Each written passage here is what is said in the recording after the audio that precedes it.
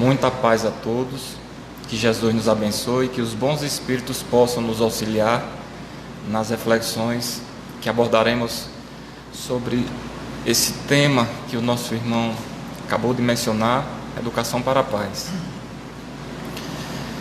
Quando a gente fala de educação, a gente tem como objetivo trazer reflexões para que a gente possa, em todos os campos da nossa vida, auferir conhecimento libertador.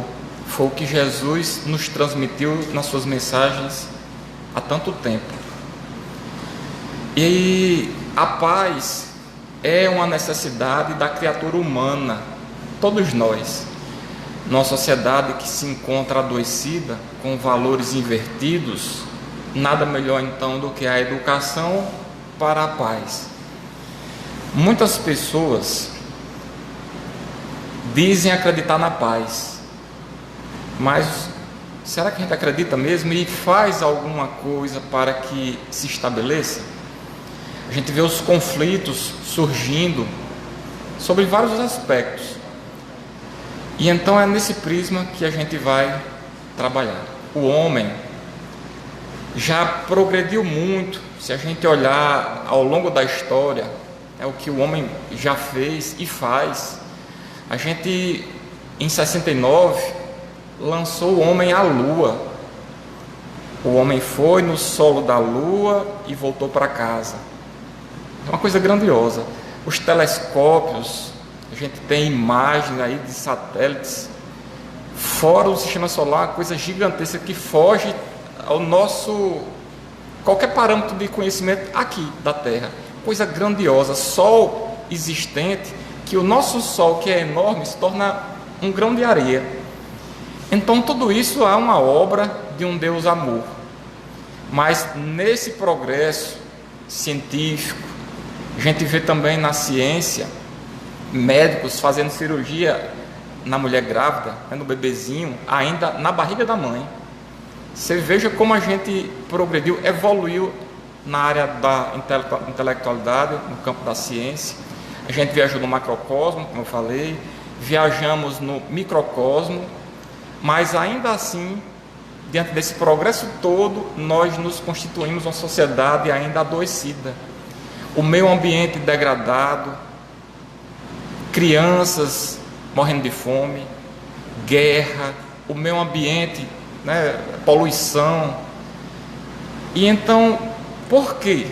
O que é que faz com que a gente progrida tanto no campo da ciência e ainda nos tornemos essa sociedade tão doente? Pessoas que estão na correria do dia a dia, chegam em casa e não conseguem dormir. É muita ausência de paz. Que para dormir tem que tomar um Rivotrilzinho, porque senão não dorme. A mente tumultuada. Aí os barbitúricos, os psicólogos, os psiquiatras, para ajudar a gente a encontrar a paz que Jesus disse, está dentro de nós. Então, nesse esforço para agradar lá fora, a gente andou se perdendo, como eu disse, os valores invertidos. Porque para estar na moda, a gente tem que atender às exigências que se faz lá fora, na mídia, no ciclo de amizade. E então, se você não tiver aquela roupa, aquela calça, aquela altura, a cor dos olhos, o tipo de cabelo, a gente começa a sentir fora, peixinho fora da água.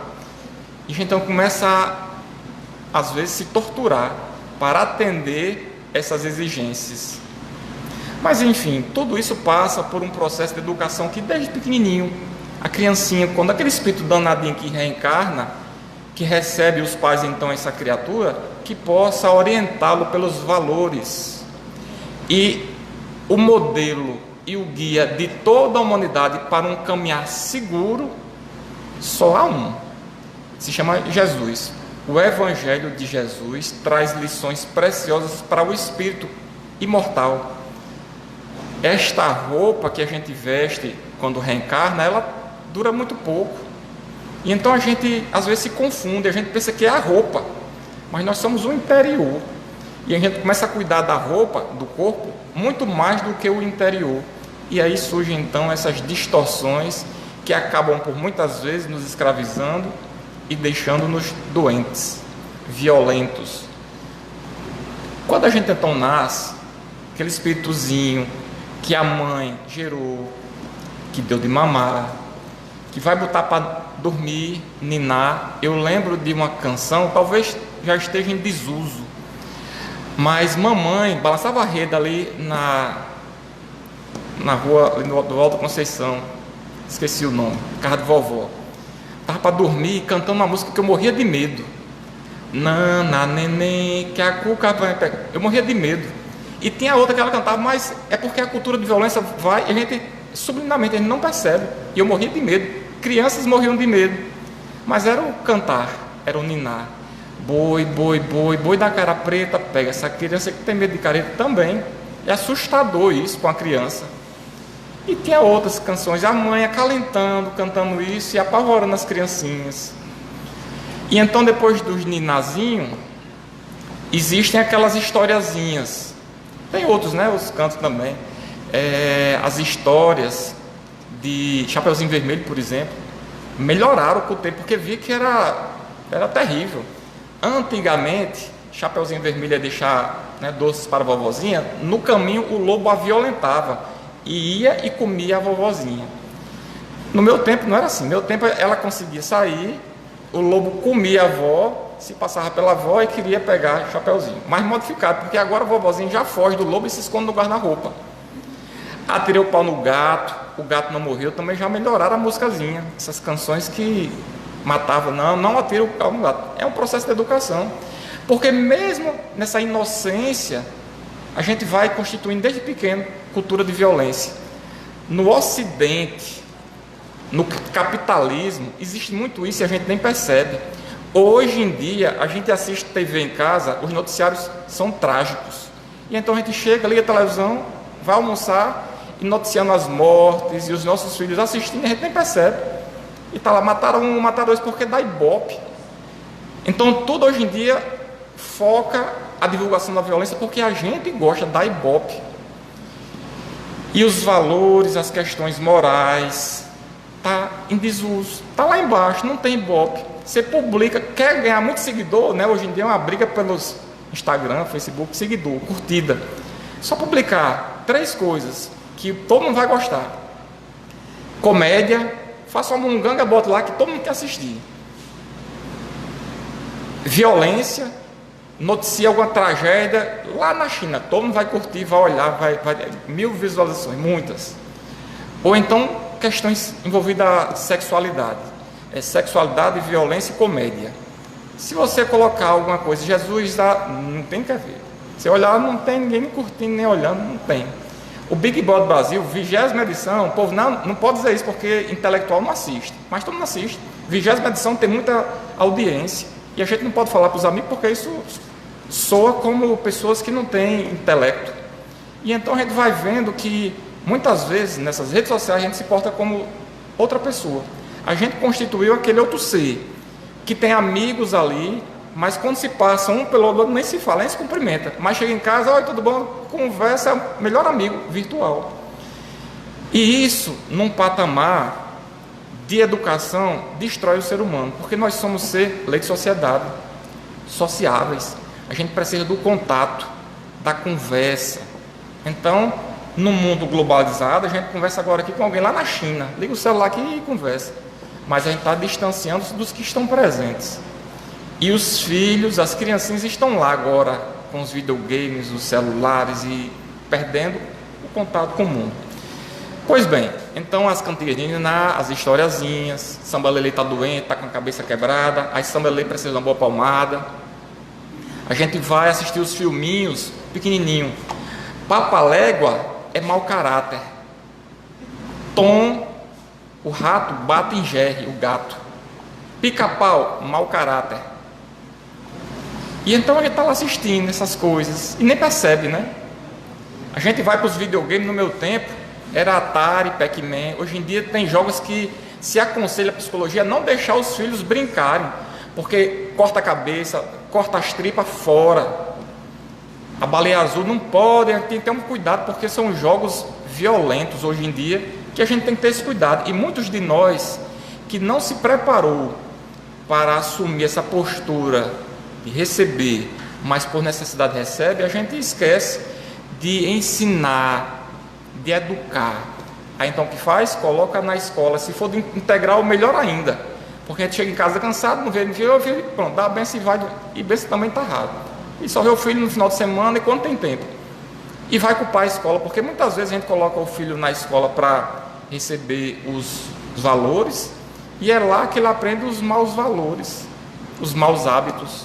E a gente tem que culpar o outro. A gente sempre está apontando para o outro. Esse é um processo de violência, na cultura de violência, sobretudo nós, ocidentais, aqui do Ocidente. E então a gente vai agora matricular o filhinho na escola. E na escola você tem que estudar as violências. Primeira Guerra Mundial, Segunda Guerra Mundial, ameaça da Terceira, Guerra de Secessão, Guerra do Paraguai, Guerra Púnica, Guerra Santa, Guerra Tome Guerra. E se não aprender, não passa. E num cenário nacional, a gente vai aprender a reverenciar Duque de Caxias, o patrono do Exército Brasileiro. Se você for lá no Paraguai, ali no Foz do Iguaçu, quando for por ali para comprar alguma coisa mais barata, for lá, pergunta, quem foi Duque de Caxias? Para a gente, é o patrono do Exército Brasileiro. Eles vão dizer o maior matador de Paraguai que o Paraguai já viu. Porque ele e o Conde D, marido da princesa Isabel, ordenavam que os soldados matassem as mulheres grávidas, enfiando a baioneta para matar até a criança. E são os heróis, porque na cultura de violência, os heróis são os que contam a história. Então são eles que vão contar e são os nossos heróis. Mendes Sá, né, o herói do desbravamento nacional, o maior matador de índio das Américas. São essas pessoas que a gente tem como herói. No cenário internacional, Alexandre o Grande, um grande matador. Na sua outra encarnação, Napoleão Bonaparte, bom só na parte que matava. César, a gente tem que estudar esse povo tudinho. Se não estudar, não passa, e a gente quer passar. Porque o pai já escolheu a profissão para a gente. Aquela vocação que dá dinheiro. E se não der dinheiro, não é vocação. E então tem que estudar os Césares, sanguinários, psicopatas, assassinos, tiranos. São essas pessoas. E por que a gente não estuda as pessoas que deslegitimaram as guerras, que falaram de paz? Por exemplo, Mahatma Gandhi, que libertou um país, a Índia, enorme, do jugo inglês, e foi conhecido como o apóstolo da não violência. Ele propagava a não violência. Madre Teresa de Calcutá, e tem tantos, para que a gente pudesse trazer para as escolas esses valores que tornam o homem melhor sociedade. Mas na escola tradicional, os amiguinhos lá, os meninozinhos, olha para o outro, não vê mais um amigo, já vê um concorrente, olha para o lado, anota, aí tem que estar ali, tem que tirar, porque não é mais amigo, não tem esses valores. Aí fala assim, excelência pedagógica, beleza, tudo bem, mas era para estar falando mais em excelência humana. Então a gente está nesse cenário, na escola, e eu falo da escola, essa tradicional, porque é muito importante. Muitos de nós podem passar a vida toda sem ter contato com um arquiteto, com um nutricionista, com um engenheiro, mas muito difícil não vai ter como professor na sala de aula. E até lei que é obrigatório no primário, né, as crianças estarem matriculadas. Então, ali se mexe com a mente, as crianças em formação. É ali onde nós podemos colocar valores, ensinar. Mas nessa escola, nós nos tornamos uma sociedade adoecida e nós, adultos, passamos por esses bancos de escola. E por que as escolas não nos tornaram pessoas melhores? Há um porquê. Há um currículo oculto. Porque a escola, ela está preocupada em preparar o estudante para ele se transformar numa ferramenta para disputar mercado de trabalho. Vamos repetir. Preparar o estudante para ele se transformar numa ferramenta para disputar mercado de trabalho. Não tem valor humano. Então você vê o concorrente, a disputa. A disputa às vezes pesada, que adoece. Sistema de não sei o que, que metodologia é essa? Acabando com o ser humano. Valores simples de respeitar, não tem isso em colégio. É por isso que um professor postou uma vez: ó, ensina em casa ao seu filho a pedir a benção, a respeitar, porque é quem vai ensinar português, matemática, química e física. E um pedagogo suíço chamado Pestalozzi, ele dizia que a escola é a extensão do lar, se trabalha com amor. Essa seria então a psicologia para tornar realmente o papel da escola, a sociedade melhor. Porque não se engane, por trás do crime do aborto, existem médicos, paramédicos, enfermeiros que passaram pelos bancos das escolas. Por trás das drogas sintéticas, por exemplo, tem químicos, físicos, cientistas. Da degradação do meio ambiente dessas grandes empresas, tem pessoas que passaram. E por que as escolas não tornaram essas pessoas melhores? Né? Aí tudo degradado, as pessoas na concorrência, desumana e adoecedora. Então a reflexão é nesse sentido. Para que a gente possa acompanhar no processo de educação, a gente faz parte dele, se educando, e é onde a gente está, no campo de atuação, poder contribuir, sobretudo os filhos, né, que a gente recebe aquela perspectiva de ser inocente, mas que possa orientá-lo. Eu ensinei a minha menina, que hoje tem 8 anos, que alguém perguntar: você vai ser o quê? Feliz. Quando crescer, feliz. Aí você escolhe a profissão. Porque às vezes ela quer ser bailarina. Não dá dinheiro, você não vai. Seja feliz. Você vai ser o quê quando crescer? Feliz. Porque a felicidade não está onde estão pregando, é dentro da pessoa. Não adianta impor, porque parece besteira que a gente falando assim: não, feliz é um carro. E por que atores de Hollywood se suicidam? Então, essa perspectiva de felicidade é muito íntima. A gente tem que acompanhar, orientar, educar nessa perspectiva, de fazer com que a pessoa se sinta bem, o sentido da vida. E a gente está sonâmbulo para a vida, reencarna o espírito com a programação, a gente fica abestalhado. A propaganda, o carro, aí quer trocar o carro comprou agora, mas saiu o piso, a gente está sempre envolvido com isso. O amigo está dizendo, o iPhone, que já é o 11, tem que trocar, e a gente se perde nesse caminho, muitas vezes doloroso, porque tem pessoas que se acostumou com o celular, que se tirar já está adoecido. A depressão tomando conta da humanidade, não é assim? Então, quando a gente começa a trabalhar o Evangelho para a gente, e servindo de exemplo, porque também não só dando falar, que quem de boca vai a Roma fala muito bonito, a gente até fala, mas é um trabalho que remete a uma introspecção, a uma viagem interior, rompendo-se as aparências, as ritualísticas, as mungangas, e trabalhar realmente o interior. O que é que eu gosto? O que é que eu faço? O mundo, ele não é todo violento. Agora, ele é repleto de pessoas omissas e indiferentes, que assistem às coisas equivocadas sem fazer nada. Por isso que Kardec disse com muita propriedade: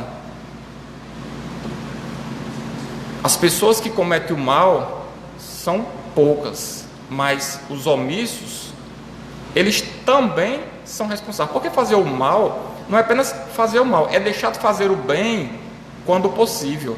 Então, se você tem a oportunidade, a possibilidade de fazer o bem e não faz, é o mesmo que fazer o mal. Então, todos nós temos os nossos talentos para trabalhar, mas a gente fica recluso em casa, não dá trabalho. É por isso que Paramahansa Yogananda era um líder da Índia. Ele dizia: enquanto os bons tiram férias, os maus fazem hora extra. Eles são empreendedores determinados, e os que dizem bom são tímidos, acovardados, reclusos, omissos, indiferentes. Eles são os bons. Então a gente precisa tomar uma postura diante do convite que é estar encarnado, compreendendo o que é que eu estou fazendo aqui, né? Sonâmbulo não, vamos despertar. Porque eu reencarnei em Mossoró e minha família, começar a compreender essas questões, para poder caminhar com segurança. E para caminhar com segurança, nada melhor do que conhecer Jesus, essas lições libertadoras, que nos traz muito conforto psicológico, e nesse caminho da ascensão espiritual, é importante.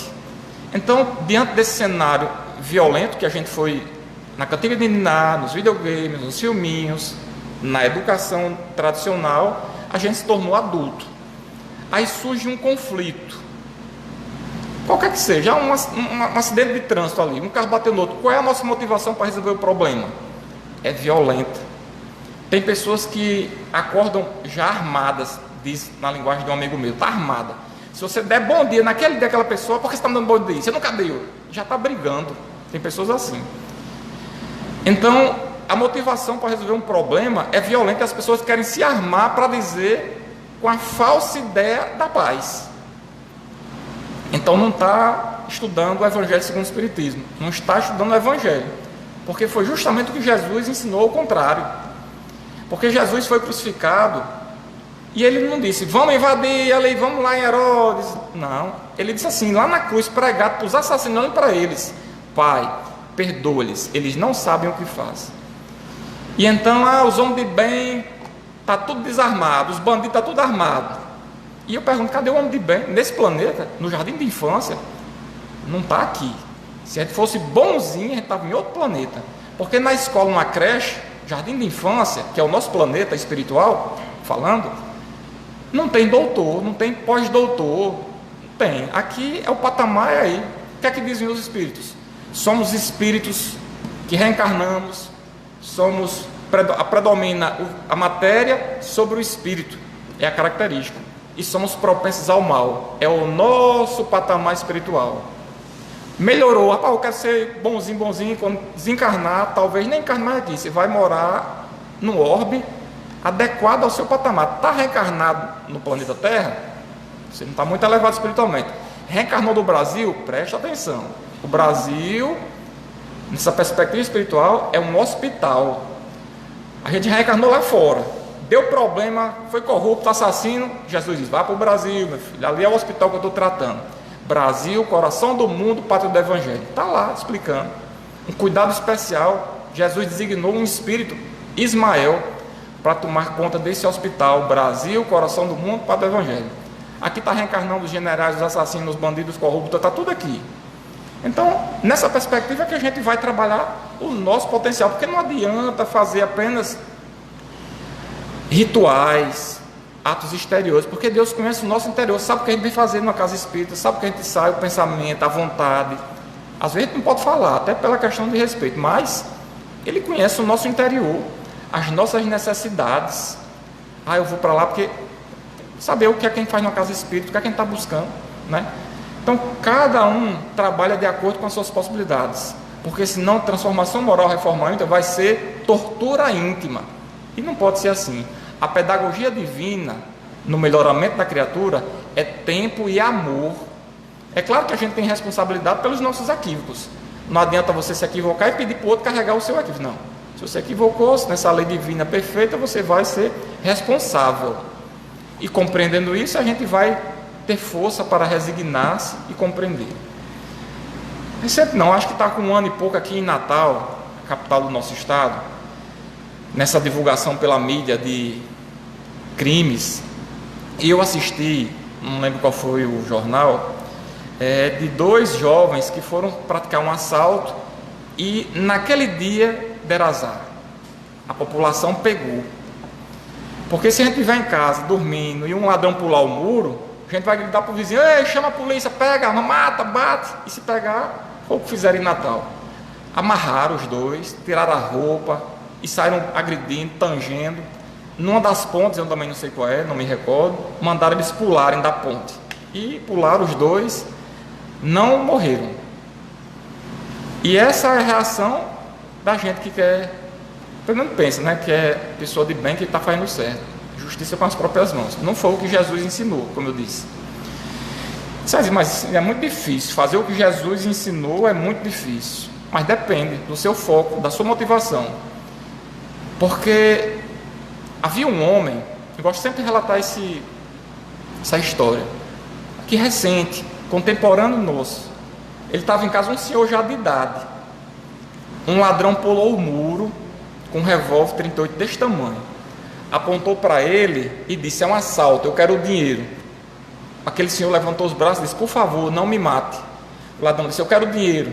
Ele disse, eu tenho R$170, está ali no quarto, vamos buscar.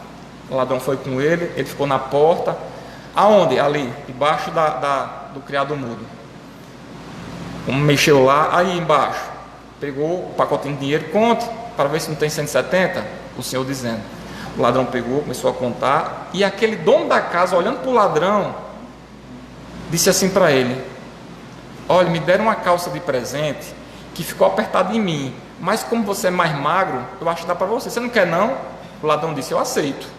Ele foi para o guarda-roupa, pegou a calça, viu umas cuecas novas no saquinho ainda, e disse: tem umas cuecas também, você aceita? O ladrão disse: aceito. Pegou a calça, as cuecas, deu para o ladrão e perguntou: o senhor está com fome? Disse: morrendo de fome. Sobrou uma jantinha, um restinho de comida da janta. Você não quer não? Eu esquento para você. Aceito. Foi para a cozinha com o ladrão, pegou a comida, botou na taxa, esquentando.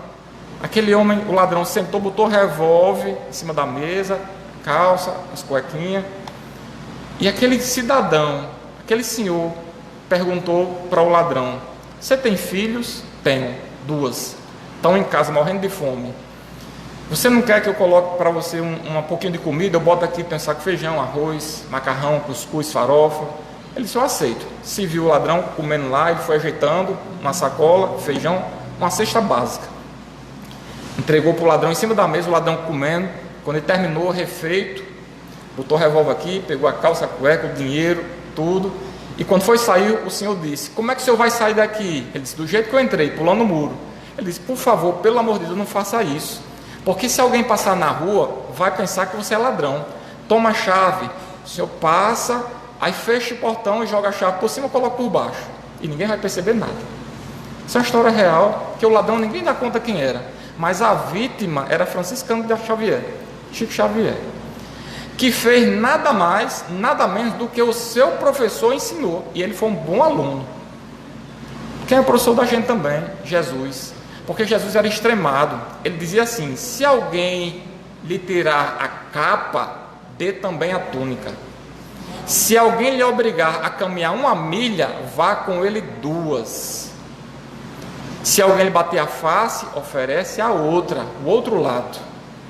Era ele que dizia assim: ó, se alguém ame os vossos inimigos, bendizei os que vos maldizem, orai por aquele que vos persegue e calunia. Então, não é muito assim. Se alguém falar mal da gente, a gente vai dizer: agora eu vou dizer umas verdades. Não dizia, mas agora me ofendeu, agora eu vou dizer umas verdades. Eu não levo desaforo para casa, e não é para levar mesmo, porque a gente já tem muito problema. Ainda leva o desaforo para casa, deixa lá, para se comportar assim, como Jesus ensinou. Aí no trabalho tem alguém que a gente não gosta, não está se dando bem, a gente começa a minar, orar por aquele que vos persegue e calunia. Ensinou Jesus, e Chico Xavier nada mais, nada menos fez do que ele ensinou para a gente também.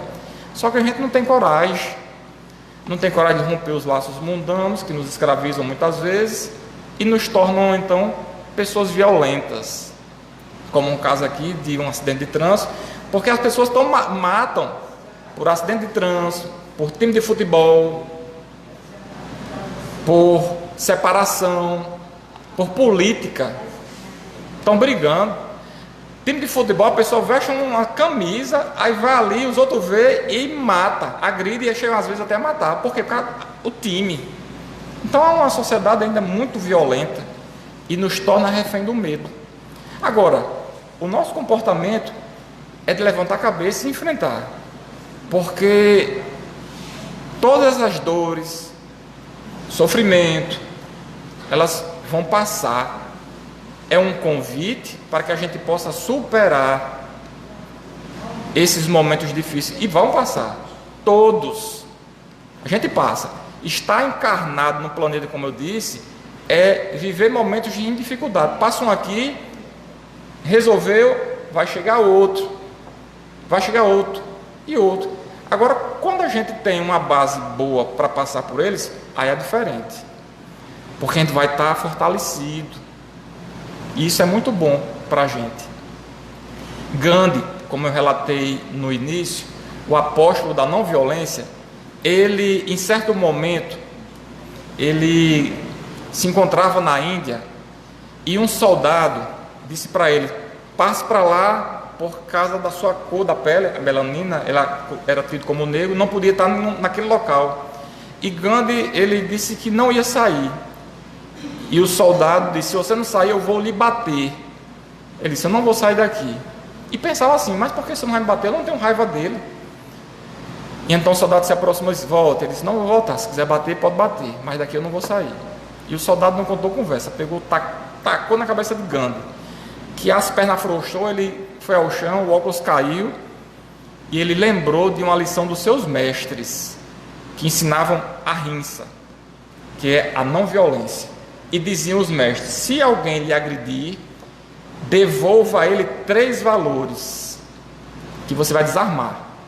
Porque o violento, alguém que lhe agredir em qualquer que seja o aspecto, o marido, o colega de trabalho, no trânsito, ele só quer que você reaja para legitimar a violência dele.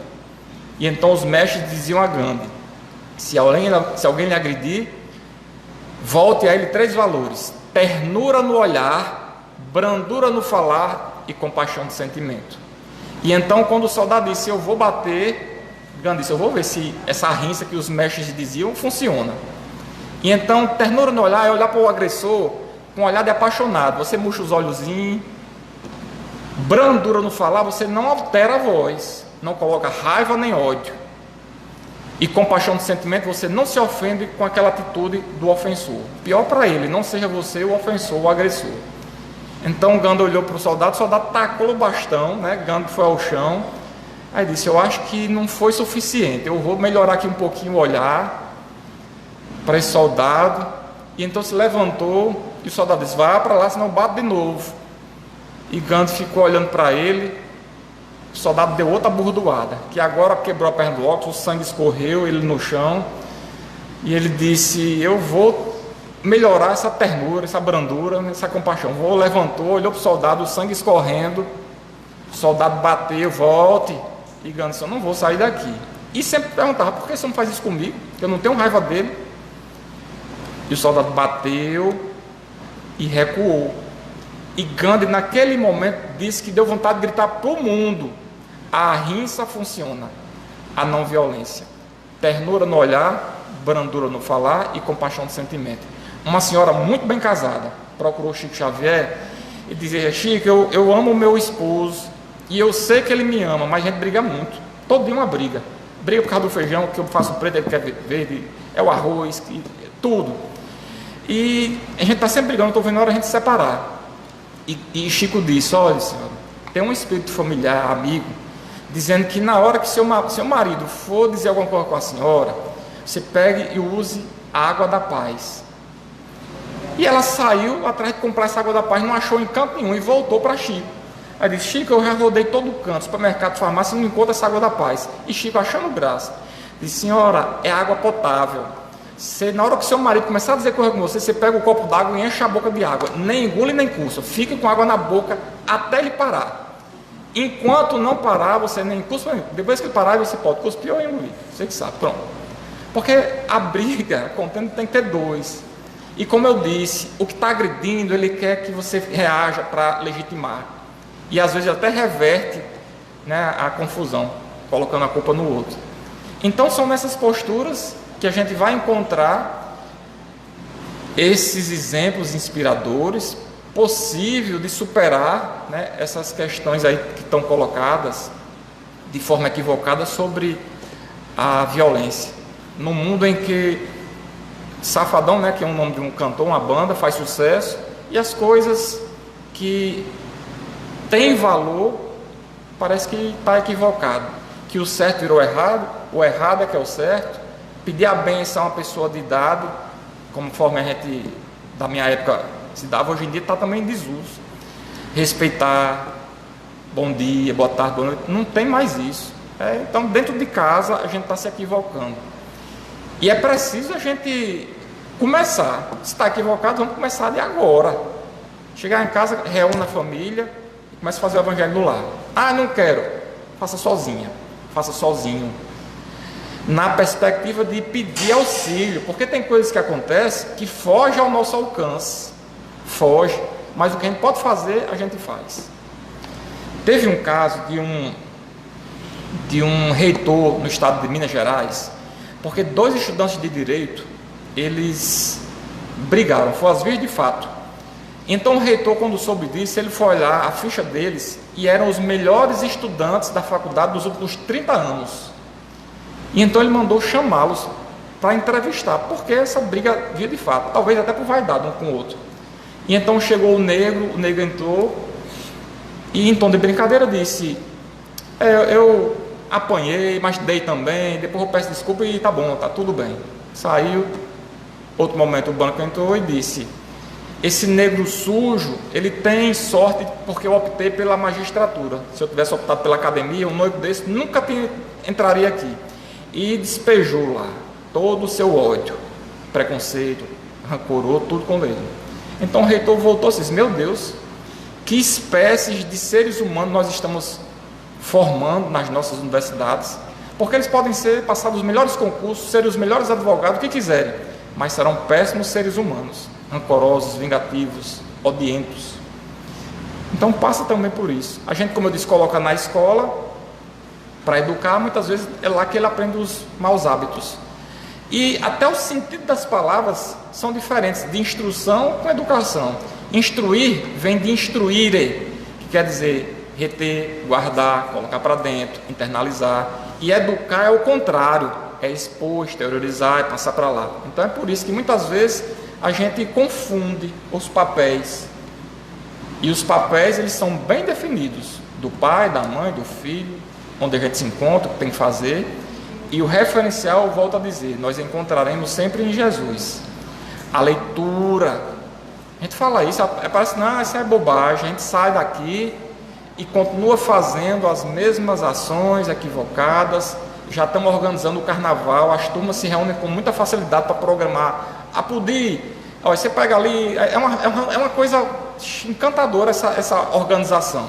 Um dá carne, um churrasco, dinheiro, aluguel, está tudo bem definido, está bem pertinho. Mas para fazer o bem, porque nessa sociedade, em Mossoró, tem gente que está passando fome. Fome, que não come. E a gente não tem perspectiva disso porque a gente está em outro planeta. Então é preciso acordar nosso papel de homem, de mulher, numa sociedade que, como eu disse, está evoluindo demais para um lado, mas ao mesmo tempo tem crianças na rua pedindo e a gente passa, nem sente mais. Não sente mais. Até que a mãe chega à nossa casa, a gente quer tirar o óculos, quer tirar as vendas para poder enxergar o que Jesus ensinou. E eu sempre relato que os Espíritos dizem, e foi Chico que nos trouxe, que a doença passageira é um aviso. Quando a enfermidade violenta as forças, é uma advertência. Quando a moléstia se prolonga no corpo, é sempre renovação de caminho para o bem. E quando a doença, a chaga, não tem cura no corpo, é o resgate do espírito imortal. Porque, como eu disse, a roupa, lava hoje, é bem pretinha, lava amanhã, se eu vier um ano, daqui a pouco ela está fubenta, se estraga. E essa roupa que a gente veste, o espírito imortal, a gente usa a roupa às vezes, frágil, já está lá no código genético uma fragilidade que vai desenvolver e a gente não consegue compreender porque a gente não vive o espírito, vive só a roupa, pensa que é a roupa, cultua a roupa. Aí Deus convida a gente ao conserto e então, graças a Deus, é uma oportunidade para todos nós reformular os nossos ideais. Esse é um processo de educação do espírito imortal. As lições de Jesus não foi para Fábio, experiência limitada, peremptória, é para o espírito imortal. E todos nós temos as nossas cotas de responsabilidades e experiências que vamos passar. Portanto, meus amigos, eu queria encerrar lembrando da importância, como eu falei, de mantermos contato com o plano espiritual, solicitando amparo, auxílio, ajuda no dia a dia. Limpar o espírito através da prece. A gente toma banho, lava o corpo, prece, o melhor remédio para nos elevarmos. E assim poder trabalhar dentro das nossas possibilidades. É o convite. E cada um recebendo o convite faz a sua reflexão e até onde pode exercer esse trabalho. Lembrando, como disse Chico Xavier, o bem que você fizer em algum lugar será o seu advogado por toda parte. Chico Xavier sofreu muito. Ele tinha problema do dedo mindinho ao cabelo que caiu, botou uma peruca. Mas ele labutou com muita dedicação, disciplina, ternura e amor. Ivone do Amaral Pereira já desencarnada, ela contou a Divaldo Pereira Franco, que foi fazer o resgate numa zona inferior do plano espiritual com alguns enfermeiros. 5 entidades já tinham condições de serem levadas para um tratamento. Então elas foram, e lá chegando, os seus pares daqueles espíritos não queriam liberar. Não, vocês não vão levar não, porque eles nos pertencem, ele é aqui da nossa gangue, é do nosso meio aqui. Não, vocês não vão levar não. E começou aquele impasse, leva, não leva, leva, não leva. Quando de repente apareceu um outro espírito sofredor, correndo, gritando, Chico Xavier voltou, Chico Xavier desencarnou na terra. E Ivone contando a Divaldo, disse: Divaldo, quando eu olhei não tinha mais ninguém lá, só estava eu, os enfermeiros e as entidades que a gente ia resgatar. E ela disse: Divaldo, eu ouvi o pavor das sombras quando a luz aparece do lado de lá. E Jesus disse: fazei brilhar a vossa luz, vós sois deuses. Então é nesse trabalho de burilamento interior, e não é fácil, nós nos habituamos ao equívoco, voltar para fazer um novo começo, reformular as ações, é muito complicado. A gente já está formado, as turmas, os amigos que continuam no churrasco, na bebedeira. Então você romper isso, como Paulo de Tarso, que voltou para a casa do pai, o pai mandou ele embora, doido, os amigos, todo mundo, depois daquele encontro verdadeiro com Jesus na estrada de Damasco. Reformulação. Então é um convite para a gente, calma, a gente está precisando vender tudo, dar aos pobres, sair gritando na rua: ei, Jesus vai salvar. Não, trabalhe onde você encontra-se, seu meio de atuação é ali. Se Deus, fizermos uma metáfora, uma analogia, fosse um reino, Deus é o rei, aí tem seus súditos, uns trabalham no saneamento, um na agricultura, um na economia. Aí o da economia desencarnou e vai prestar conta com o rei, Deus. Era justo ele cobrar: meu filho, como é que está lá o esgoto? Aí, senhor, eu trabalhava na economia. Não, e a agricultura? Não sei, eu trabalhava aqui. Então ele vai prestar conta do que ele estava ali inserido. Como é que estava a economia? Fui bem. É assim. Então a gente não vai Barack Obama, Trump. Não, é aqui, em Mossoró, lá no bairro Abolição, Alda Conceição. É ali onde a gente tem o campo de atuação, onde você trabalha, onde você anda. Fazer brilhar a vossa luz é esse convite, processo de educação reformador, libertador, para que a gente possa ter coragem. E a gente não está só, nunca estamos só, na dor nunca esqueça, tem um espírito amigo ali ao nosso lado. Claro que muitas vezes a gente não consegue captar, como o André Luiz, que foi para o Umbral, passou 8 anos, um ministro do nosso lado vinha, Clarence, e ele não conseguia perceber, até que numa prece sincera ele conseguiu captar o socorro que veio do alto. Todos nós estamos numa nuvem de espíritos. A gente sai daqui, eles nos acompanham direto. Isso é uma realidade. Acredito, não acredito, tanto faz. É fato. Agora o problema é quem está nos acompanhando. Quem nos acompanha. É esse o grande destaque. Porque eles vão nos acompanhar de acordo com o que a gente vibra, do que a gente pensa, do que a gente sente. Sentiu ódio, aproximou aqui, é instantâneo. Sentiu ódio, aproximou um negocinho. Amor, repele. Então, muito bem.